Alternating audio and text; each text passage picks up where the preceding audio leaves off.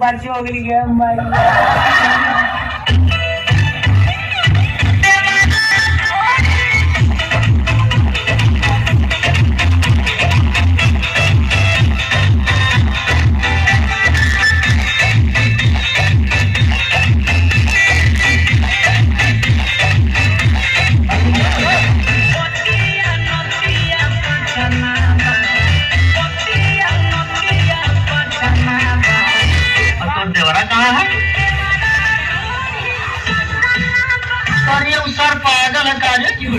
दुनिया दही गुड़ चाटल साथ घोड़ी चाटत है। एक बात बता, अरे बढ़िया सीधा रोज बोले नहीं का।